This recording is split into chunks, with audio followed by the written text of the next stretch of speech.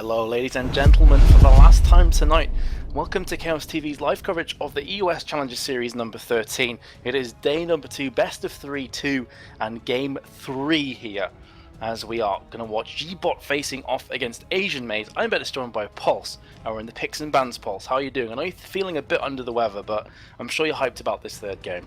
Yeah, and so are you, so I can't really complain, and yours is probably much worse than me. And everyone who doesn't know, Messus is dealing with massive back problems, so, you know, just give him... Well, I was just gonna say, give him a pat on the back, but that's probably not the best way of going about it. Please don't give Messus a pat on the back, but definitely metaphorically just for coming out here and, you know, doing his best. So, anyway, Champion Selects, Picks and Bans. First game going massively in the favour of gBot. Second game going massively in the favour of Asian Maids. So, I don't even know what the third game will bring us, Metas. But what is for sure, Kennen will be banned out. No doubts about that. Fiddlesticks going to be banned out again. Massive linchpin in that last game. And I will be very surprised. Yeah, there we go. Lee Sin going to be banned out from gBot against Ku after that incredible performance. Yeah, these are expected. I mean, we were being sarcastic about, do you think Lee Sin will be banned? Of course it will. Ku was just ridiculous. There's no other words I can think, just ridiculous. Fiddlesticks was, as you say, a linchpin in that whole composition of how it worked as well. You saw the Ash into Crowstorm engages that Jims just couldn't get away from. It was terrify, stun, dead, effectively. So that's just a ridiculous combination of bot. Let's just get rid of that. It's probably gBot's mentality. They've got the first pick as well. So let's see what they go for. Also, another thing that I was thinking about in the break is that Jim's top 2 play champions in solo queue are Ashe and Kennen. Last game, they banned the Kennen, they picked the Ashe. So maybe it's directly trying to put Jims in an awkward position that he doesn't want to be in. Either way, gBot are first pick Thresh. Yeah, potentially. We'll see what they actually bring out here. First pick will, as you said, be that Fresh. And Fresh Ashe, I do not inherently dislike. I mean, he can engage and Ashe can follow up, but it's not going to be as strong as, you know, say a Fresh and Varus lane or something that has all that engage. I even like Fresh and Corky as well. Ashe, though, at level 6, they'll have huge amounts of CC and lockdown. Box into Enchanted Crystal Arrow, Flay, Death Sentence. It would be like 5 seconds, 6 seconds of being locked up. So that could be really, really strong in that bot lane. Now looking towards what Asian Maids are going to bring out, they don't have the luxury of going for Lee Sin of that playmaker. So now going to have to play it a little bit more conservatively, I feel. There's a lot more junglers out there to be very aggressive with. Elise is one of them. Yeah, that's true, and also the Malphite pick as well, Paul. So this isn't a character that we've actually seen tonight, but maybe this is going to be more of a composition that's based around hard engage, and then they're just going to try and knock gBot off their tracks before they can get rolling. I am also curious if we're going to see Shyvana played again by Dragon, or if potentially after that last game, it's like, okay, maybe Shyvana's not a great idea, because as we mentioned before, the chances of escaping pre-level 6 without flash are 0 to 0, so there's just no chance. It looks like they're going to go for an Ekton instead, though, which makes a lot more sense to me. Yep, and of course they are going to pick up Vi because Vi is amazing. And also looking towards the next couple pickups from Asian Maids. Well, they're hovering over Heimerdinger, but I'm assuming it's not going to be the big dong. So we'll see exactly what they are going to bring out here. But Vi and Renekton, very beefy front line. Thresh as well, they are really shaping up for a protect the carry composition. I mean, just look at it so far. What would you slot into that? Vayne could definitely work, but since Asian Maids are hovering over that, they might take it away from them because they might also be predicting that protect the carry composition. But if they are going to go through with Ashe, who scales up well into the late game, I can really see their composition working out strong. I don't know, dude. You basically just said, what would you slip into that after saying the big dong? So I don't even know what to say anymore. I can't quite keep myself steady. It's going to be a Vayne and a Sona bot lane, though. Yeah, the Heimerdinger, GG. if you will. So yeah, we will have Vayne and we'll have Sona. I like this purely because it takes it away from gBot, but I feel they might have just gone for Ashe anyway. They're still waiting for that to come in. Sona and Vayne. I expect this lane swap up. Like, it almost no way they won't go for a lane swap up. Yes, they're decent in the bot lane, but picking Sona into Fresh, they've got poke against hard engage. Literally, if Sona puts a single step wrong, literally a single step, she's dead, and then Vayne is dead. So they have to be so concerned. we'll see what they bring out. And at the moment, their summoners don't really tell too much of a tale. Well, on the flip side though, gBot are going to be taking Ashe and Diana. So we've seen Diana a few times, worked very well both times actually, and now it is over to the last pick for Asian Maids. It looks as though they're hovering over the potential Gragas lock-in. Interestingly, I don't know if they're actually going to go for this. Of course, they can switch, but you're seeing a couple of revives on the summoner spells coming out from Asian Maids there. Could very well be some mind games, because I think, I'm not too sure, but they may be able to actually see the summoner spells if they're watching the stream here. So it could be a case that they're trying to keep the opposition guessing, of gBot guessing until the very last second, as to who's going where and with what spells. Yeah, for sure. That's probably exactly why, because sometimes we do have those summoner blockers, but I'm not sure if we have them at the moment. So now Diana will be picked out. Diana is a pick we don't see all that often nowadays, and there's no massive reason why. There was a small change to Pale Cascade, but apart from that, it's generally just because she's a little outclassed and she just doesn't fit in as well with the meta as she used to. But even so, very strong pickup, and Gragas as well is now coming back into the scene, so also nice to see. They have massive engage. They also have good front line and displacement for Vayne. On the flip side, Ashe, they have a very strong protector carry composition, so both of these teams actually perform very similar roles. Yeah, that's very true. One of Ashe's main weaknesses is that early game she doesn't have necessarily the greatest damage and she's quite squishy. And going into mid to late, no inane escape, no natural escape apart from flash. So as you say, protect the carry composition with Thresh, with Vi, with Renekton and Diana.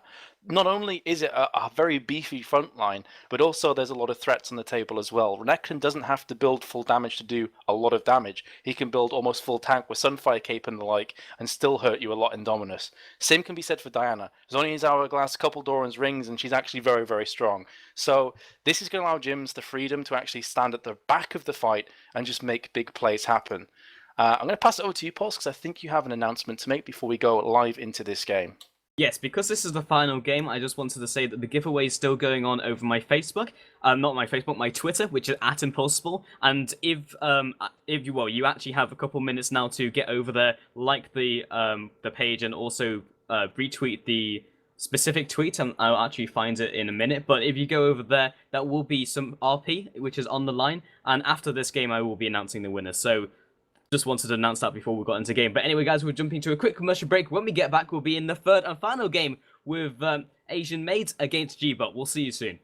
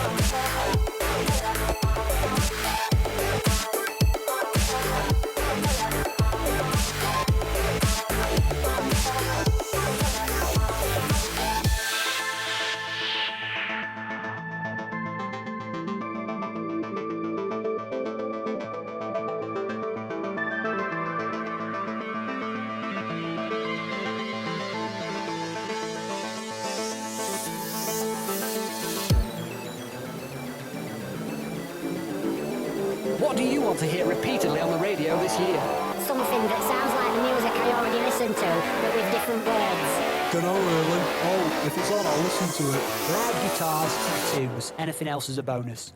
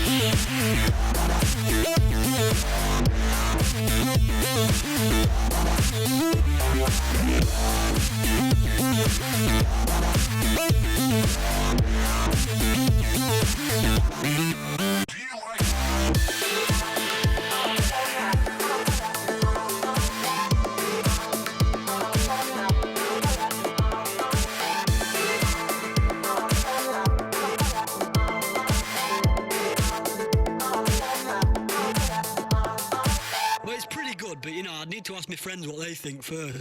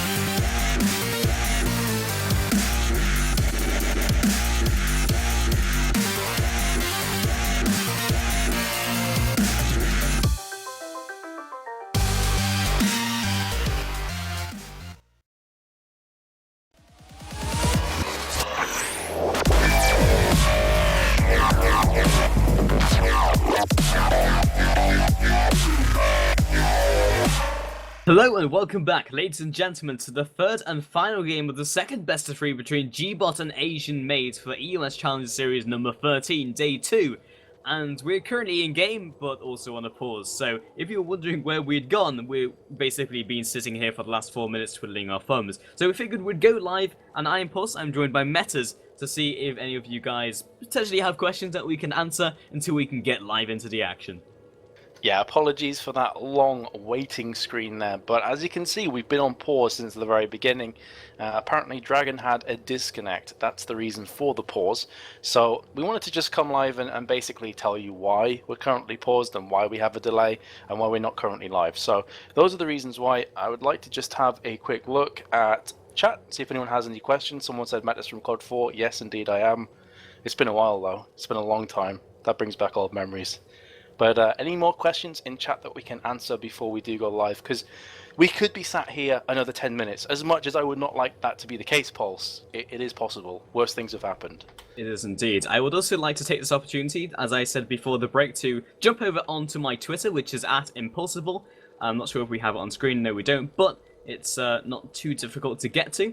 And there is a giveaway for RP at the moment. All you have to do is follow the page and also retweet a certain post. I'm actually doing 2 giveaways at the moment, and also I'm doing a competition with Technolink, who is also another caster, and whoever has the least retweets until the 13th of September of this month will have to sing the Pokemon theme tune on stream.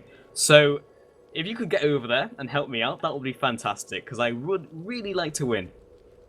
You realise, though, that the amount of trolls in chat, they're more likely not to help you now that you said that. That's a good point, Metas. So You're right. Well, they you've want the kind RP, of- though. Yeah, that's true. If you want RP, you better like him, guys. You better. They're in Otherwise, two you're not gonna minds. get The anything. trolls are like, what do I do? I want to troll him, but there's RP there, so... You know, but it would be highly amusing to watch Technolink sing the Pokemon theme tune. So, get over there if you can. And I think Ralbin's just giving me a easier link for the giveaway, so thank you very much, Ralbin. Always on point. And yeah, it's just bit.ly/pulse_giveaway, so that's a lot easier. In fact, I'll post on chat for anyone who is wondering. So, yeah, that's where we're at the moment. Again, questions, if you have any, go ahead and ask us, and we will do our best to answer those questions, as we're still waiting to get back into the game because we have had a disconnect. It's a pretty easy question to answer. Someone asked in chat who are the casters. I am Metis, and the other guy alongside me is the always dulcet Pulse. As Hello. we've just been told that he is coming, he's reconnecting now. So we should be ready to go live again within the next 30 to 60 seconds. And apparently someone's saying, why is Challenger Series so late? Well, that's probably because we have to do 2 best-of-3s. And this game's gone the distance, and we've had some delays. There's not really something that we can do about that. We can't bend time and space to make sure that all the games happen at the right time. However, Indeed. we will have reruns.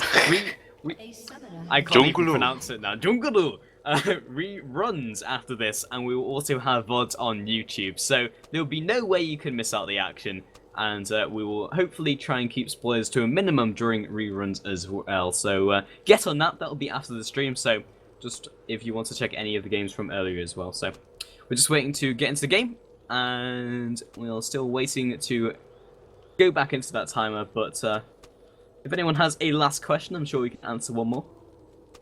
Yeah, he has reconnected, but interestingly enough, the unpause has not came about yet. And now everyone in chat, in-game, is talking about college and school, which is kind of strange, but regardless, the unpause has came about, and we are ready to go live here, Pulse. You are indeed. So this is the third and final game between Asian Maids and also gBot. The first game went massively in favor of gBot, and the second game went massively in the favor of Asian Maids. So who knows what this game will bring? It's worth mentioning in the second game, Asian Maids now have their entire original lineup. In the first game they didn't, they had a sub, and their mid laner had actually quit. So now in the second game they look really strong, and in the third, we'll see if they can replicate that. Yeah, it's interesting because I was actually saying, do you think there's going to be bad blood or a bad vibe on the TS or Ventrilo? And they answered, no. Seemingly there isn't, because their mid laner ended up without dying, I believe, something like 7-0, and Q was doing a phenomenal job in mid. Lee Sin was banned. I said this before as well in the break, obviously you guys didn't hear, but with Lee Sin being banned, it appears to me that Q has picked a very similar kind of jungler, a hyper-mobile, gank-centric jungler like Elise, where you can still make those big plays, Pulse. You can still get round the back and land the cocoons and actually signify the end of one of the enemy carries. So Q really is just falling into place. Yeah, I agree completely. Also, another technically and mechanically demanding character, such as Lee Sin. Lee Sin is probably the character you can make the biggest plays with, but Elise also has so many tools in her kit to make plays. Again, we could see Q going off to a flying start. So jumping onto this red buff, probably going to go onto red, and in fact, meanwhile, we have 2 being caught in the mid lane with the death sentence landing. The auto attacks come out, Ignite is ticking down, but the health pot should be enough regen, but so close, and he's been pushed out of lane early, meaning that his opposing laner will hit level 2 before him. This is not looking good for CLG in the early game. It's certainly not. Okay, he did manage to salvage not receiving first blood, but he burned Flash, and in doing so had to skill up his body slam first just to escape. That's not ideal for Gragas. Gragas probably wants to start with his Q first, his barrel roll. But regardless, the Flash is down, and that's now going to signify that it's open season in mid. Plus the fact he's actually missed quite a few CS here. So Diana is getting towards level 2 already, and Gragas is just around half level. So it's just piling on top of everything, not looking very good. Yeah, level 2 is so valuable in a lane, and meanwhile we have Ku looking for the counter jungle. Vi is also doing the same thing in the respective blue buff, with Winner coming down and also being in the top lane. They did go for that lane swap up, and I'm glad that they did, because otherwise I'm sure chat would have called me out on being wrong during champion select. But Vayne and Sona in the top lane, again, this was kind of to be expected. It's the type of lane you do want in the top lane. Very poke-centric. Vayne likes to be against bruisers as well. It means she can max her W, her Silver Bolt, over her Q of Tumble. And also, when it's in 2 versus 1, you have an easier time CSing. And this is going to be brutal for Malphite, because Thresh, although is not typically like a range support like Sona is, his auto attack is actually quite long range, and actually Gragas is going down in mid lane as the Ignite comes out from both Neptuno and himself, and he will be falling, and that's exactly what we called. As soon as the Flash was burnt, it's open season in mid. As soon as Vi lands the Vault Breaker, it's pretty much all she wrote for Gragas. So first blood going down to the side of gBot, and a very nice first blood it was too. Eco heading into the top lane, no aggression from Ku, following up with Winner. They're splitting up the team though. Vault Breaker's being charged, jumps onto Jensen's immediately. Now with the slice and dive moving towards the turret, Flash comes out. Winner still looking to follow up though. This is so dicey. Level 3 is not the position you want to be in. Takes another turret shot for his troubles. Repel comes up. Does he choose to go? In fact, he just drops that back down again. Excessive force to clear the wave, and the tower is already on 25% HP. Meanwhile, in the mid lane, Diana drops to about 10% HP, and CLG returns the favor. Again, Elise could be caught with Vault Breaker being charged. Doesn't quite connect it. Meanwhile, Drekken coming down. Now onto Renekton. Slice comes over, lands onto their spiderlings. The first time I think I've ever seen them being detrimental. Now landing back down. Clears out the last spiderling. Winner also heading into the aid of Elise just in case. And then, after all that, no kills actually go down. It just goes to show the caliber of players that just when you think someone is definitely going to die, they slip through the cracks and they will be just fine. But still, that first blood is the only thing separating these two teams. As I was going to say at bot lane before all hell broke loose in mid and top, Thresh is brutal with his auto attack damage, so Malphite is going to continuously feel the blunt force trauma of Ashe, and Thresh has already had to recall going back to spawn just to pick up some pots. Also has the crystalline flask, so plenty of sustain, teleporting in, and we'll be trying to keep away those minions from the tower. Yeah, for sure. So Dragon still in the top lane, trying his best, but he doesn't really have the help of Vi. I'm actually a little surprised he didn't stay top lane, just to give him a little bit of breathing space so that he could, well, stop his tower from being taken very early on into the game, because that will hurt them massively. In the top lane, the respective turret is actually almost full HP. It's on about 80%. So Dragon, if this falls in the next wave or the next two, he could be in a really bad situation. Smart play though, being hyper-aggressive, going in with a slice and dice, and then the Cull of the Meek as well. So clearing out that wave before the tower falls, that buys Eco enough time to get up to the top lane. And now he's going to babysit Renekton and make sure this tower doesn't fall until Ashe and Thresh can be much more aggressive at bot lane. So very smart play from both Dragon and Eco. Yeah, and now Vi heading up, so yeah, I agree completely. In the mid lane, CLG facing up against Neptuno. And Diana had a decent start, but it hasn't really affected the lane all that much. There is a slight CS advantage in the form of 10. MYW doing decently at the bot lane, but also the gank coming in from Ku does not quite have the level 6, so he can't quite use the excessive force just as of yet. Repel comes down, looks to do a little bit of damage, being forced back by Jims, and won't be able to pick up a kill, but at least annoy him in the top lane. I saw someone flashing up red, but no kills actually coming out. Yeah, top lane though, here comes Renekton and Vi as well. I thought they were going to go all in there and try and pick up kills, but deciding against it last second. Diana is coming down to bot, so potential tower dive on the cards here, but level 6 is not available for Ashe yet, so maybe a bit premature from Diana. If she came down when the enchanted crystal arrow and maybe even the box were available, it could have been prime positioning for a tower dive, but it's kind of reflected in how Neptuno's moves, like, okay, this kill isn't on, I'm just going to go back to mid and get some free farm. Yeah, and this has been the most even and least explosive game of the series, and it makes sense because both of these teams are thinking, okay, because both of those games went so massively in the other person's favour, it makes sense to be a little more defensive. In the bot lane, Ku again looking for that gank to happen. EUWChallenger has used the ultimate, Death Sentence lands onto Malphite. Not sure if they want to go all in though. Level 5 and level 4 does not have those big game-changing ultimates just as of yet. Meanwhile, in the top lane, Tower is still alive. However, one more auto attack will do it. It's surviving on 8 hit points. And Vi is heading up into the top lane. It has been taken down, looking for the gank to happen.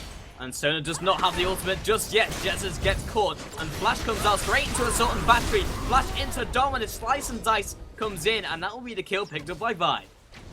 Yeah, a couple things to note there. One is that Ashe burnt the flash to get out of the way of Unstoppable Force at bot lane. If it had landed, would definitely have been a kill because Ku was there as well. And then at top, Renekton Dragon did a phenomenal job at baiting out Bane. Hipster Jez's was constantly kind of spamming off to get the Silver Bolt proc, and Renekton was just keeping her interested long enough to allow Vi to get round from the side to Assault and Battery in and do enough damage. So really nice kind of mental gameplay there coming in from these two teams. The Diana is going to come head to head with Gragas. Does manage to pick up the blue buff. It's going to go straight across to Neptuno. No, it won't. Nice cocoon coming in from Ku, and they will manage to escape. 2-0 right now, slight advantage to gBot, but nothing really massive. Because of that tower going down, it has evened up the gold differential. And we'll see if they do indeed bring their top lane into their bot lane, and it will be 2 versus 2 right now, with Winner picking up his level 6 and indeed the crescendo. So for the next couple of minutes, they should be safe in terms of the aggression onto a dragon. Had it still been 1 versus 2, that might have hurt them. EUWChallenger has his teleport in about 34 seconds, so that will open up another window of opportunity just to get him in contention for a potential dragon attempt. Yeah, so as you say, the dual lane's going back to bottom. Neptuno is going aggressive again, but CLG.eu is in on point with Koi also here. Looks like they're going to do enough damage. The cocoon comes in, but he's flashed away at the last second. So perfect play. Top lane, some harassment going down, but Renekton against Malphite, don't really expect too many kills there in the foreseeable future. Lots of sustain, but not a great deal of damage at this point. Yeah, let's take a look at some of the builds so far. So Vi picking up the Kindle Gem along with the Spirit Stone. Some more trading happens in the top lane, and because it is a new jungler now playing Vi, Eco I have not seen playing Vi just as of yet. We did see a different jungler before, and I can't quite remember because I have a goldfish memory. Today? Yes, today. Let me just ponder on that while you continue casting. Okay, outstanding. So, yeah, Eco is actually maxing Excessive Force, and as I said in the previous cast, that the Koreans like to max Q into W. Again, this is, I've said a lot about it because I also do it myself, and also we saw, I think it was the team of H2K, again I can't remember the jungler, now with the initiation, jump over the wall, doesn't quite get the seal off as the smite still came in. I think it was less than 100 HP away. Ash Arrow came in, but it wasn't quite enough to claim the dragon. Yeah, indeed. So it's quite an interesting game. And going back to what you said before, I'm just keeping an eye on mid lane, however, because Dyna's playing aggressive, going in, doing a lot of damage there actually with just a couple of abilities. And here comes a teleport actually a bot lane from Malphite. Maybe a tiny bit premature. Maybe hoping that they'd go all in. In fact, he's flashing in and going really deep at EUWChallenger. I'm not sure about this play, but they do have Ku coming in from the side. However, Ashe looks to be out of place right now. Will be picked up from Ku. Getting off the scraps there. EUWChallenger, I should say, will be falling down. Condemning against the wall from Jez is going to be looking for that double kill. And will pick it down with the shutdown gold as well. Tremnek underneath the tower will be falling. So will Ku, however. So at the end of all of that carnage, that is a 3-for-2 in advantage of the team of Asian Maids are sweet. But that's another kill going down as Sonu will fall at bot lane. So scrap that, it's a 3-for-3. Yeah, very messy indeed, and the initiation initially was interesting from MYM, but he knew that his team could follow up. And the reason he teleported in the first place, because it looked like Vi was going to all in. Like, any second she could have used the ultimate. So if anything, it was just to ward them off, and I don't disagree with that. The other day, we saw a Malphite who was teleporting at the wrong times, but that was on point. He had to use his teleport at that time. If not, then the initiation would have happened, and then his team would have faltered. Definitely. So, Pulse, it is definitely, I can honestly feel a tangible atmosphere shift here in this game because everything is on the line. Bot lane, Neptuno has been caught here from both Vayne and also Gragas condemning against the wall. Ignite comes down. Neptuno, does he have enough damage to pick up this kill? The answer is so slightly a no. I thought for a second that Jez's was falling, but the barrier came to his rescue. It was indeed very close. It was down to the wire, but another kill picked up from the hands of Asian Maids. And there's literally nothing in this game. Meanwhile, in mid, both of the junglers find each other. Don't have the damage to finish any one of those players off. 5-4, 100 gold in it, even towers. Literally, this game could not be closer. Yeah, absolutely could not be closer. The one question on my mind is, when this next Drake comes up, who is going to be the team that tries to pounce? This tower is on 58 hit points, and with 3 players encircling Jezis, who's already quite low on hit points, it's not looking like a very good position right now. Jezis will be falling down. Can they get the second kill as well? They've already taken the tower, but no, they cannot. An XL winner, in fact, no, I spoke too soon because a beautiful death sentence comes up. That's going to be the double kill from Ashe. Sona Crescendo is fired off, but too little too late as far as they're concerned, and Asian Maids lose another 2 players. Yeah, 2-0. However, again, we can see this team bouncing back. They are incredibly mechanically skilled and also very synergistic, if that's a word, as a team. I hope it is, but if not, I've just invented it. Sounds like it should be. It should be. In the mid lane, Assault and Battery comes across. Dragon also looking to follow up. Ku still has the Repel in his arsenal, but he's being locked up so hard. Repel now comes in. Can they finish off the kill? And CLG.eu was there just in the nick of time to save the life of his ally. Yep, absolutely. So here comes MYW from the side. 2 versus 2 situation. Will be pulling themselves back right now. And I just remembered randomly, Pulse, this is how my mind works. The player you're looking for was N760 on X and Nexus, now known as H2K for Vi.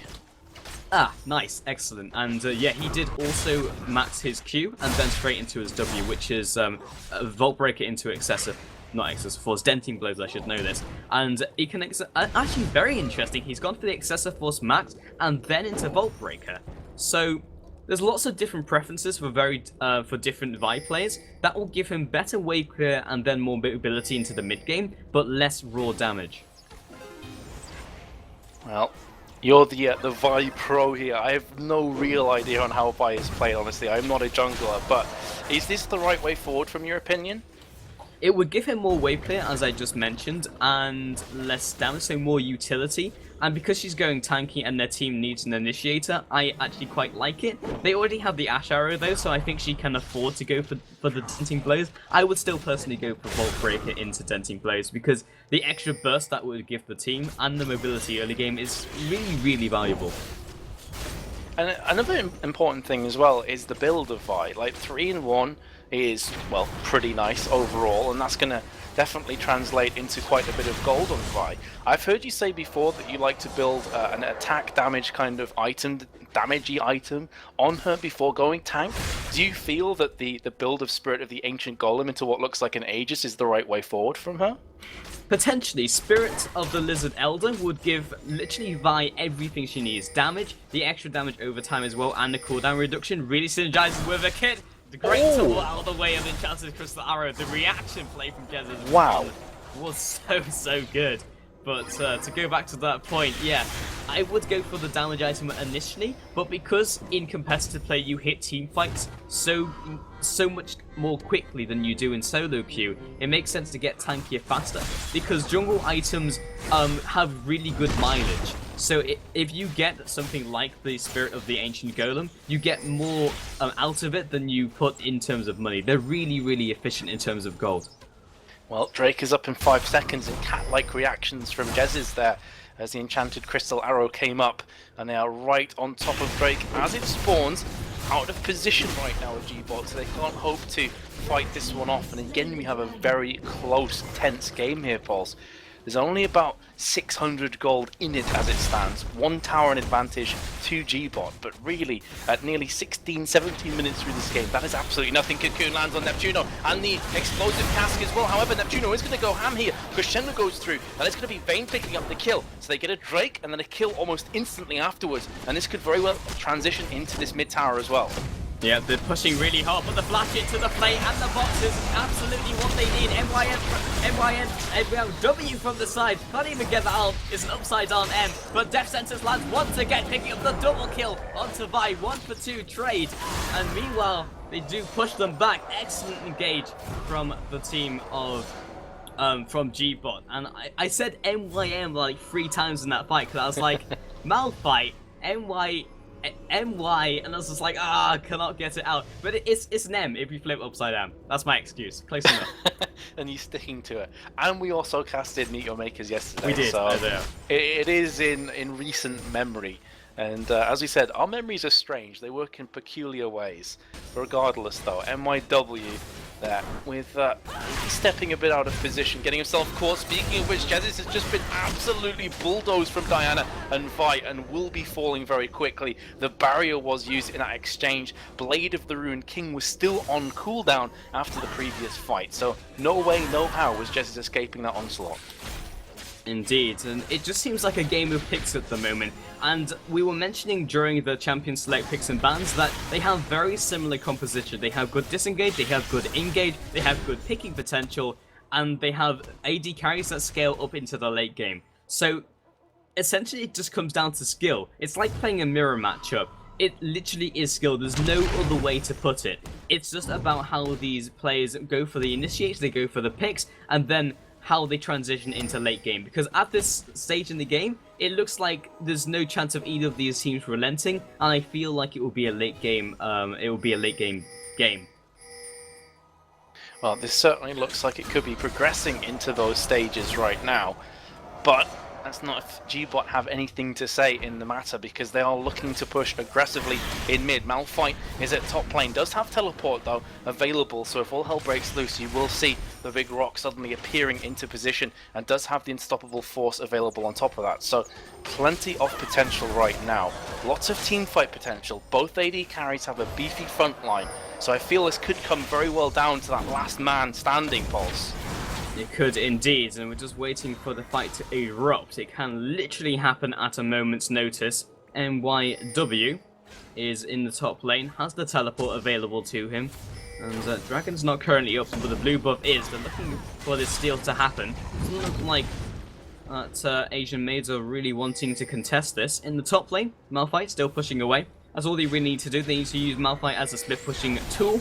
And the Ash Arrow comes across onto Chiyu, doesn't land the Death Sentence. Cocoon comes across onto Fresh as well. Now getting that teleport, huge ultimate, lands onto 2 into the expensive Casper and Dragon, splitting up the team fight. Box lands in the middle of it, absolutely perfect. Now Winner coming across, he doesn't have the Crescendo, already used that. And now Neptuno jumps in once again.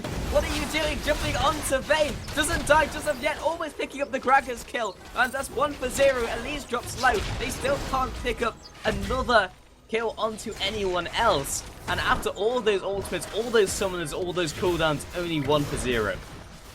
Yeah, and that 1-for-0 could definitely have been avoided. I feel Neptuno went far too aggressive. Doesn't have the Zhonya's Hourglass. With a Zhonya's Hourglass, fair enough, go ham if you need to, because then suddenly you're invulnerable.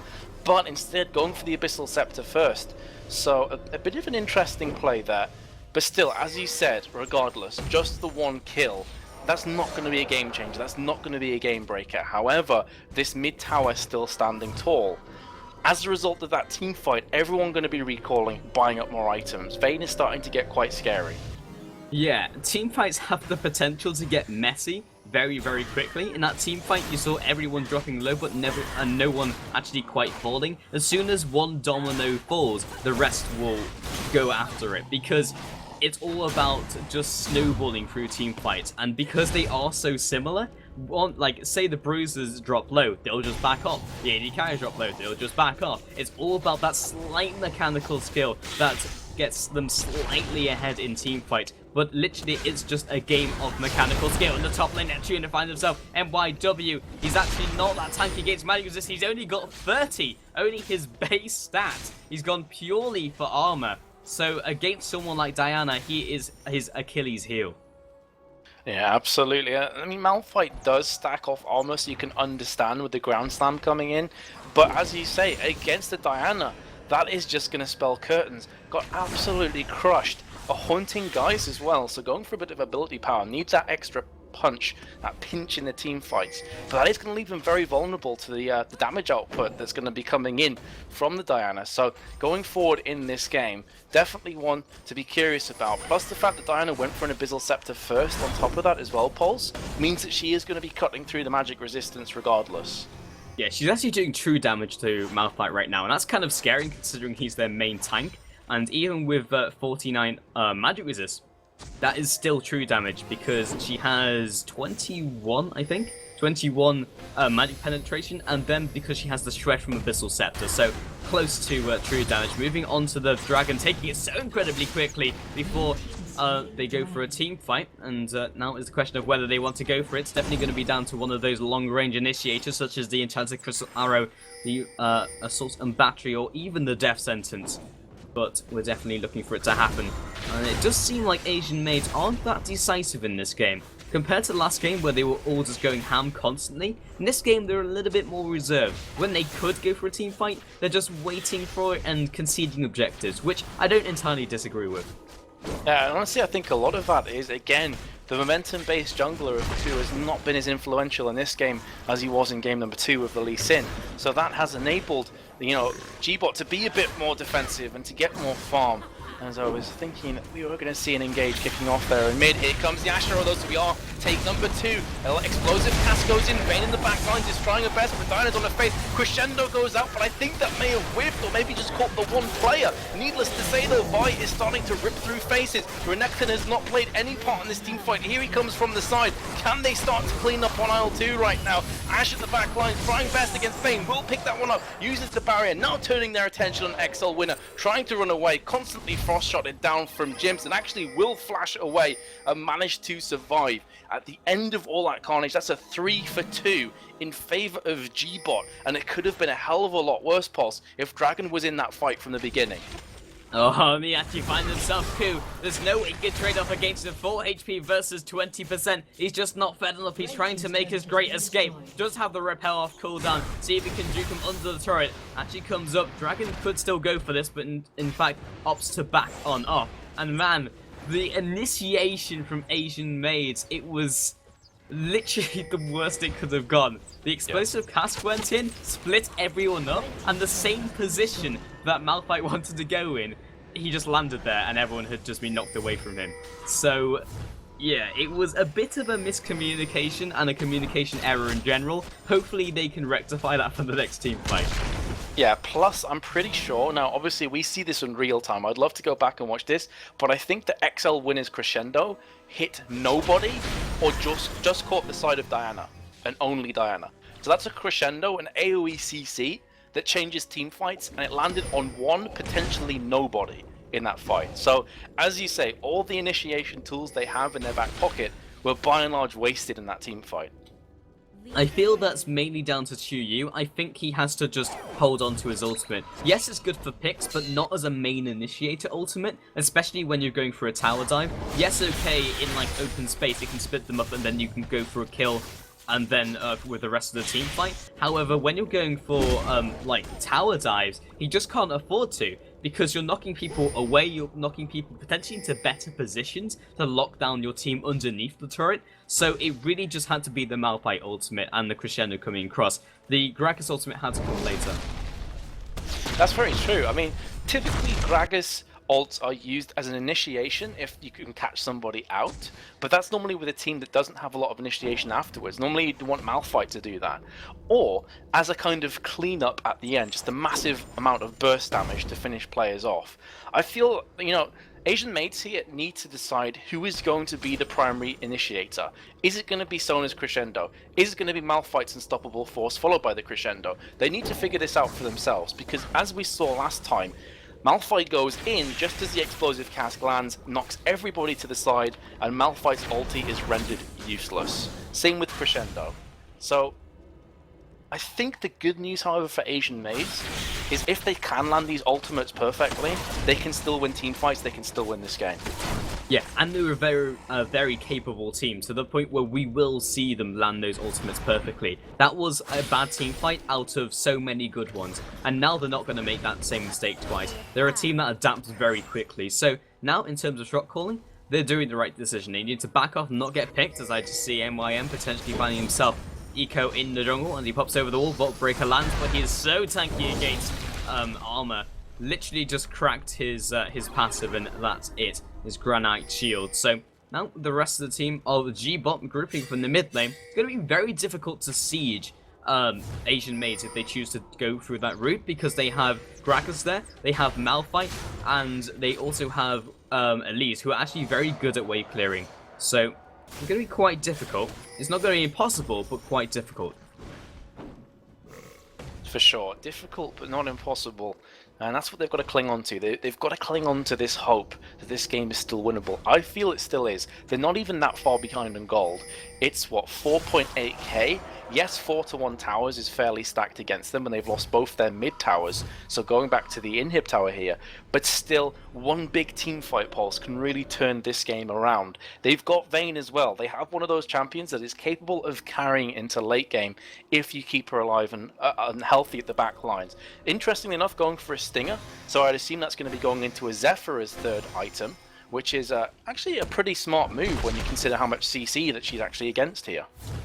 Yeah, so we are looking now towards the item builds and what they can bring to the table. Zhonya's is going to be huge because you can just jump into the middle. Zhonya's when the heat gets too much for her.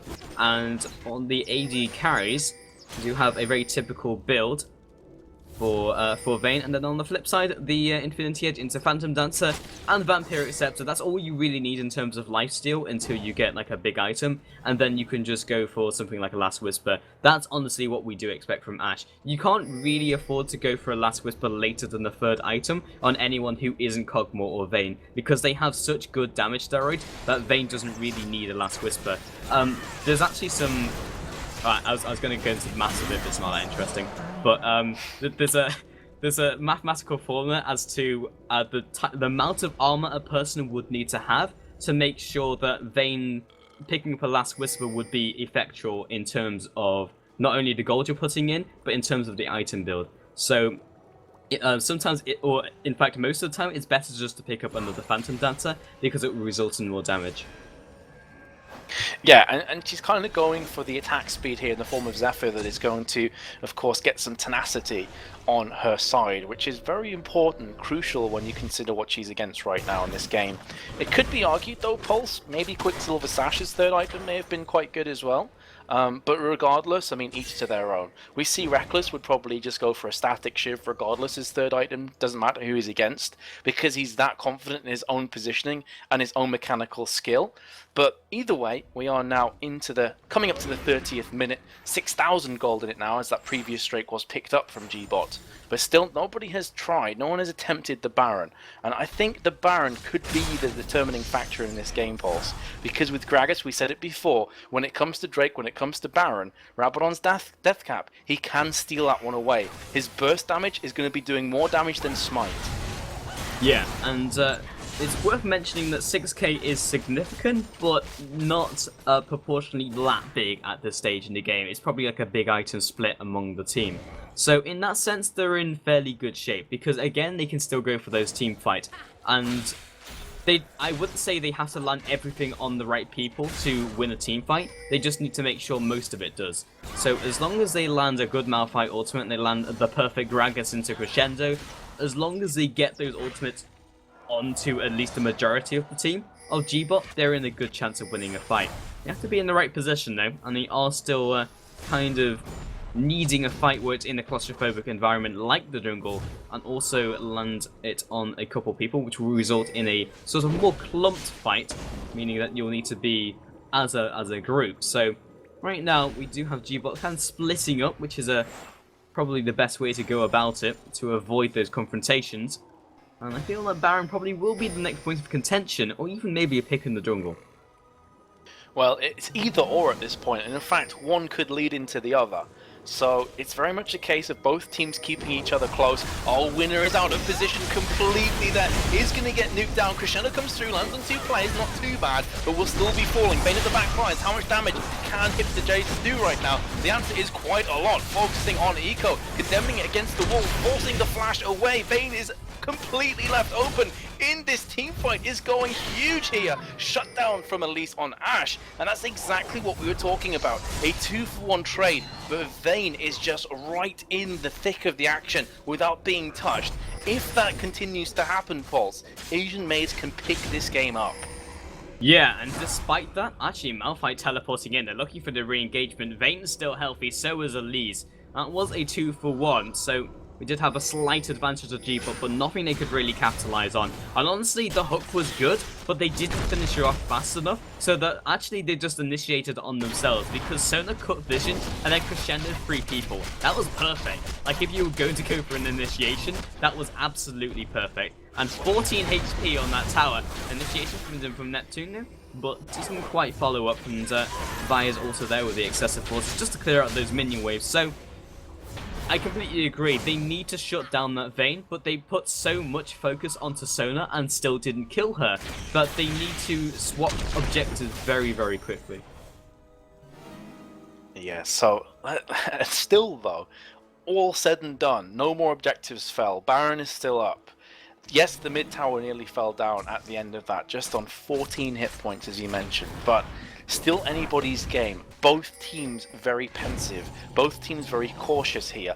Understandable, you can actually feel the atmosphere of this game. The third game, everything on the line. These first two mean nothing right now. It comes down to this.